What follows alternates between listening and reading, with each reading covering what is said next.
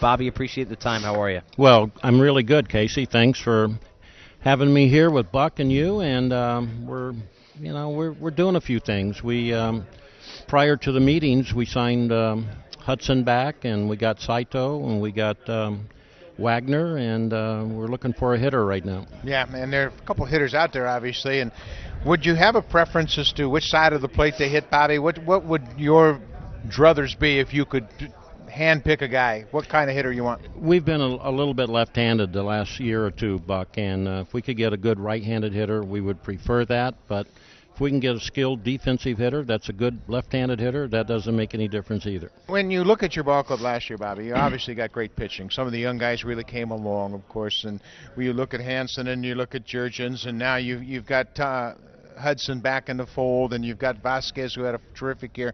How important was it for you to shore up the bullpen as quickly as you did? Well, we had two free agents out there, Mike Gonzalez and Soriano. And when you play the free agent game, if they're your guys, and most agents like to take them out there and browse around, and it takes a long time. We set out immediately on Wagner. Billy wanted a 1-year contract with maybe an option, and he fit. And we saw him pitch his first outing after rehab last year. He pitched against us in New York and just blew us away.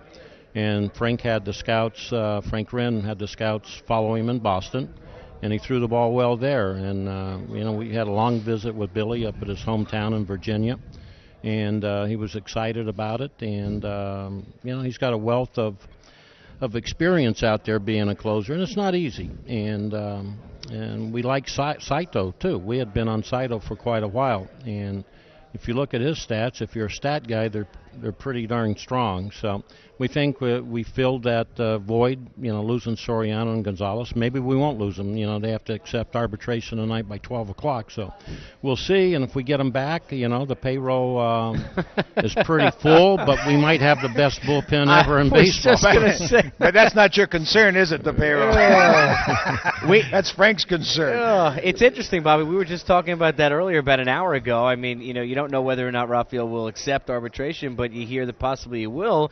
Maybe surprise in that scenario. But if he does, that's quite a bullpen and quite a price tag that comes along with those three as well. Yeah, it'll be pricey, that's for sure. But it'll be a strong pen. Strong pens not much good to you if you don't have good starting pitching. And we've got great starting pitching. So stronger you can make that pen, the better off you are.